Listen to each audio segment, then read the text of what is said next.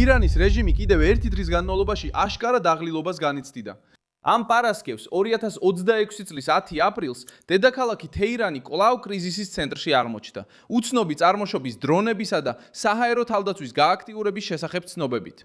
მიუხედავად იმისა, რომ ირანსა და შეერთებულ შტატებს შორის მიღწეული ცეცხლის შეწყვეტა უნდობლობით, სამხედრო ზეწოლითა და თავად თეირანის ძალაუფლების სისტემაში განხეთქილების ნიშნებით არის გარშემორტყმული. ამ ისტორიის ცენტრში ერთი პირდაპირი საკითხია. რევოლუციური გვარდიის ფრთებს შორის დაპირისპირება უკვე აღარ გავს მხოლოდ კულისებს მირმა ხმაურს. ის უკვე საჯარო სიმპტომად იქცა რეჟიმისა, რომელმაც სიმტკიცე სწორედ მაშინ დაკარგა, როცა გადარჩენაზე მოლაპარაკებას ცდილობს. რაც პრაქტიკაში მოხდა, იყო პოლიტიკური და ოპერაციული განხეთქილების გახსნა რეგიონული კრიზისის ფონზე.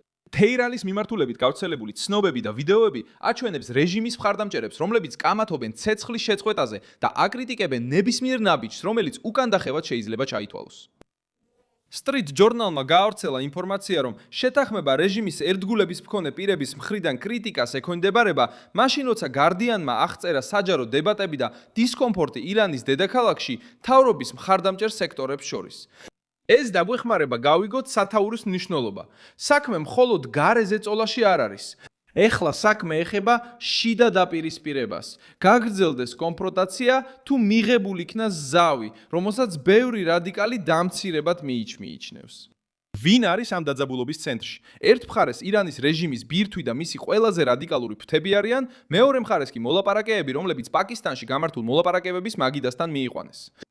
Associated Press-მა გაავრცელა ინფორმაცია, რომ ირანმა ორკვირიანი ცეცხლის შეწყვეტას დათანხმდა და რომ შეერთებულ შტატებთან მოლაპარაკებები ისლამაბადში გაგრძელდება. Reuters-მაც განსაკუთრებული ყურადღება გაამახვილა პაკისტანის როლზე ამ მედიაციაში და ამ ნაბიჯის მაღალ პოლიტიკურ რისკზე. საქმე იმაშია, რომ რევოლუციური გვარდიის მკაცრი ფრთისთვის ახლა მოლაპარაკებაზე დაჯდომა დიპლომატიად კი არა, დანებებად აღიქმება. და სწორედ აქ ღმავდება კრიზისი. თუ რეჟიმი მოლაპარაკებებს იწყებს, მას სისუსტეში ადანაშაულებენ. თუ დიალოგზე უარს ამბობს, იზრდება ახალი სამხედრო ესკალაციისა და ეკონომიკური ზეწოლის რისკი. სად იფეთქებს ეს ყველაზე ძლიერად? თეირანში, დედაქალაქის შემოგარენში და ასევე ლიბრეს შესახებ დებატებში. Reuters-მა დააფიქსირა, რომ შეერთებულ შტატებსა და ირანს შორის ზავი უკვე ძლიერ ზეწოლას განიცდის, რადგან ისრაელის თავდასხმებმა ლიბანში შეთანხმება მძიმე დაძაბულობის ქვეშ დააკენა. ევროპის კავშირის დიპლომატიის ხელმძღვანელმა თავად განაცხადა, რომ ცეცხლის შეწყვეტა ლიბანზეც უნდა გავრცელდეს. ეს აჩვენებს, როგორ ვრცელდება კრიზისი ერთდროულად რამდენიმე წერტილში. ირანის რეჟიმი ცდილობს კონტროლის იდეის გარყიდვას, მაგრამ რეალობა უფრო მძიმეა. დრონები დაფრინავენ დედაქალაქის თავზე, შიდა დაჯგუფებებს შორის დაპირისპირებაა და საერთაშორისო მოლაპარაკებები მიმდინარეობს ჯვარედინი ცეცხლის ქვეშ. ეს არის ფეთქებადი, არეული და საშიში სურათი. როგორ იქცევა ეს ზეწოლა პოლიტიკურ ბრძოლად ირანის გარეთაც? სიტყვით გამოსვლისას ბრიტანეთის პრემიერ-მინისტრმა Keir Starmerმა განაცხადა, რომ ირანთან ომი უნდა გახდეს გარდამტეხი წერტილი გაერთიანებული სამეფოსთვის და დაიცვა ახალი კურსი ენერგეტიკის, თავდაცვისა და ეკონომიკური უსაფრთხოების დასაცავად. ამავე დროს სტარმერი და სხვა ევროპელი ლიდერები დაჟინებით მოითხოვენ რეგიონის სტაბილიზაციას და ჰორმუზის სრუტეში ნავიგაციის უაის უზრუნველყოფას. ამ ეტაპზე რეზა პალავიმ შეტევაზე გადაინაცვლა.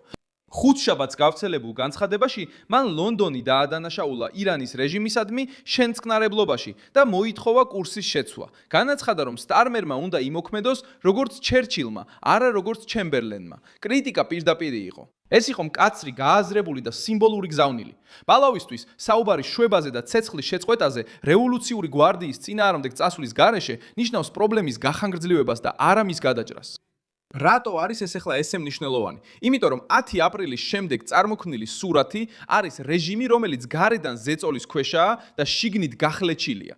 თეირანის თავზე გააქტიურებული საჰაერო თავდაცვა, მაშინ როცა დრონებზე პასუხისგებლობა ოფიციალურად არავის აუღია, აჩვენებს, რომ უსაფრთხოების სრული განცდა არც დედაქალაქშია. პალავის ღია კრიტიკა სტარმერის მიმართ აძლიერებს საერთაშორისო ზეწოლას, რომ უფრო მკაცრი პოზიცია დაიკავონ რევოლუციური გვარდიის წინააღმდეგ.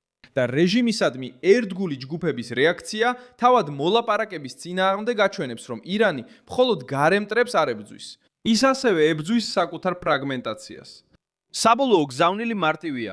როდესაც თეია კაპიტალი განგაშს აცხადებს, როდესაც ზავი უკვე უნდობლობის ფონზე იბადება და როდესაც ემიგრაციაში მყოფი ოპოზიცია ლონდონის მიმართ ტონს ამაღლებს, რასაც ხედავთ, ეს სტაბილურობა არ არის.